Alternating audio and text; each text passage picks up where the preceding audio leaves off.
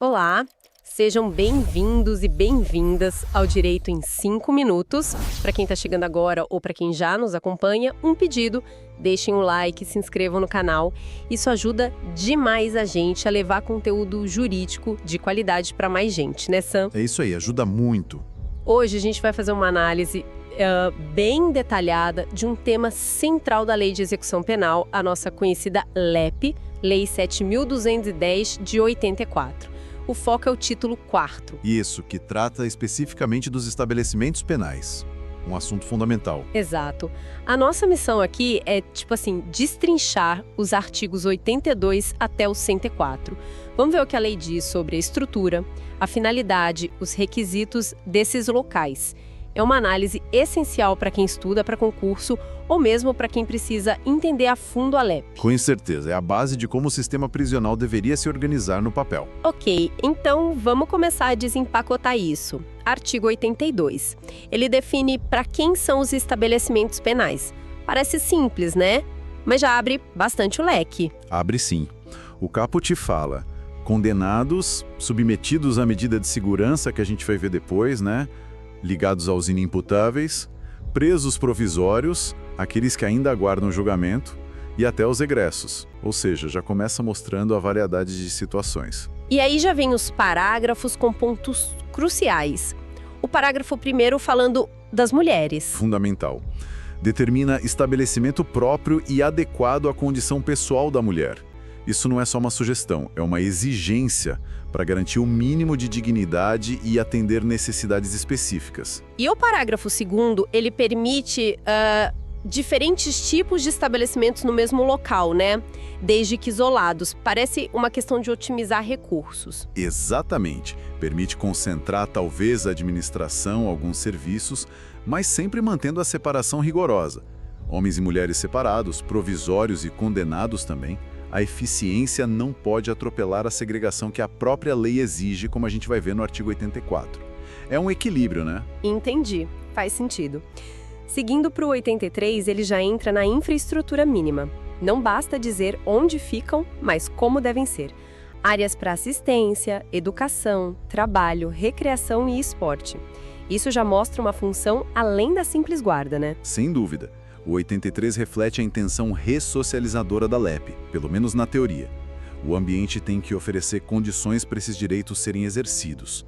E é interessante ver como ele foi sendo, digamos, atualizado, né? Com várias adições. Sim, muitos parágrafos novos. Espaço para estágio de universitários, o berçário no parágrafo 2º. Isso, o berçário para mães cuidarem e amamentarem os filhos por pelo menos 6 meses. Lei 11.942, de 2009. Importantíssimo para tentar proteger o vínculo mãe e bebê naquele ambiente, né? E a segurança interna nos presídios femininos só por mulheres, no parágrafo 3º. Essencial para prevenir violência de gênero, assédio. Veio com a Lei 12.121, também de 2009. Depois, sala de aula obrigatória no parágrafo 4º, reforçando a educação, e até instalação para a defensoria pública no 5º para garantir assistência jurídica. Mostra uma evolução buscando humanizar e dar ferramentas, né? Totalmente. Agora, entrando nos artigos 83A e 83B, que são mais recentes, de 2015, eles trazem a história da terceirização, a execução indireta, o que o 83A permite delegar, exatamente. Então, o 83A abre a porta para contratar terceiros para fazer atividades que a lei chama de materiais acessórias, instrumentais ou complementares. Dá exemplos: limpeza, cozinha, manutenção, lavanderia, informática, até alguns serviços ligados ao trabalho dos presos. A ideia seria liberar o Estado para focar nas atividades fim. Mas olha, o parágrafo 1º é chave. Tudo sobre supervisão e fiscalização do poder público. A responsabilidade final não sai do Estado. Ah, importante essa ressalva. E aí o 83B vem como um contraponto, né? Definindo que não pode ser delegado de jeito nenhum. O núcleo duro da função do Estado. Exatamente. O 83B blinda as funções que envolvem o poder de polícia mesmo, a essência da execução penal. Direção, chefia, coordenação, classificação de condenados, aplicar sanção disciplinar, controlar rebelião e até o transporte de presos para fora da unidade. É uma linha clara. Isso aqui é função do Estado, indelegável. Uma distinção bem necessária nesse debate de parceria público-privada nos presídios. Bom, seguindo, artigo 84, separação dos presos. Tema quente. O caput já fala o básico. Provisório separado de condenado definitivo. Mas a Lei 13.1567 de 2015 detalhou muito mais, né? Muito mais. Essa lei refinou os critérios, tentando classificar melhor pela natureza do crime, pela situação do preso. Para provisório, lá no parágrafo 1º, a separação é por acusado de crime hediondo ou equiparado, acusado de crime com violência ou grave ameaça e os outros crimes ou contravenções. E para os condenados? A lógica é parecida. Parecida, mas entra o fator reincidência no parágrafo 3º. Fica condenado por hediondo e equiparado, reincidente em crime violento, primário em crime violento e os demais. Fora isso, tem o parágrafo 2º, que protege ex-funcionários da Justiça Criminal, e o 4º, que garante cela separada para quem está com a vida ameaçada lá dentro. A ideia é tentar manejar a violência interna, proteger quem é mais vulnerável, né? Num cenário de superlotação, isso é complexo. Uma tentativa de organizar um cenário muitas vezes caótico, mas essa separação tão detalhada não esbarra justamente na falta de estrutura para colocar em prática? Faltam vagas, locais adequados. Esse é o ponto nevrálgico, né? A lei é bonita no papel, cria critérios lógicos, mas a aplicação depende de ter presídio com espaço e gestão para fazer essa separação toda. Com a superlotação que a gente tem no Brasil, isso vira um desafio gigantesco. Frequentemente não se cumpre. Aí chegamos no 85, que soa quase como um desabafo. A lotação tem que ser compatível com a estrutura e joga para o CNPCP definir a capacidade máxima. Sim, o Conselho Nacional de Política Criminal e Penitenciária, o parágrafo único dá essa tarefa a ele, é um reconhecimento de que não dá para amontoar gente, que a superlotação é um problema grave. Só que, bom, definir a capacidade no papel não cria a vaga magicamente, né? É mais uma norma que enfrenta obstáculos estruturais enormes. Um problema persistente. O artigo 86 agora trata de cumprir pena fora do estado onde a pessoa foi condenada. Qual a ideia aqui? É dar flexibilidade. A pessoa pode cumprir pena em outro estado, num presídio de lá ou num federal. O parágrafo 1º, que deixou a União construir presídios federais, é bem importante nisso. A ideia e a prática hoje é usar essas unidades para isolar lideranças de facções, presos de altíssima periculosidade, pensando na segurança pública, ou às vezes até para proteger o próprio preso se ele corre risco no estado de origem. Mas essa transferência para presídio federal, muitas vezes super longe, não bate de frente com aquela ideia da LEP de manter a pessoa perto da família, do meio social, para ajudar na ressocialização. Bate sim. É uma tensão clara na lei. Nesses casos específicos, a lei acaba priorizando a segurança pública ou o interesse do preso, se ele está ameaçado, por exemplo, em detrimento dessa proximidade. É para ser excepcional. O parágrafo 3º diz que é o juiz que decide o local adequado. E vale muito destacar a novidade do parágrafo 4º, da Lei 14.994 de 2024. Permite transferir o agressor, em caso de violência doméstica, se ele continuar ameaçando a vítima, mesmo estando preso. Uma ferramenta de proteção a mais. Interessante essa atualização, responde a um problema social grave. Bom, agora a gente entra nos capítulos que descrevem os tipos de estabelecimentos. Capítulo 2, da penitenciária, artigos 87 a 90. Destino, regime fechado, pena de reclusão, artigo 87. Correto. É o local para o início do cumprimento da pena de reclusão, o regime mais rigoroso. E o parágrafo único do 87 já prevê até penitenciárias específicas para o RDD, o regime disciplinar diferenciado, mostrando que para esses casos precisa de estrutura ainda mais segura e controlada. O artigo 88 detalha a cela individual, tem que ter dormitório, sanitário, lavatório E o parágrafo único fala em salubridade e área mínima de 6 metros quadrados. Parece um básico de dignidade, mas a gente sabe que... Que nem sempre é cumprido, né? São requisitos mínimos legais para a condição humana ali dentro. Mas a superlotação, a precariedade de muitas unidades fazem desses 6 metros e da salubridade, higiene, ventilação, luz, um luxo em muitos lugares.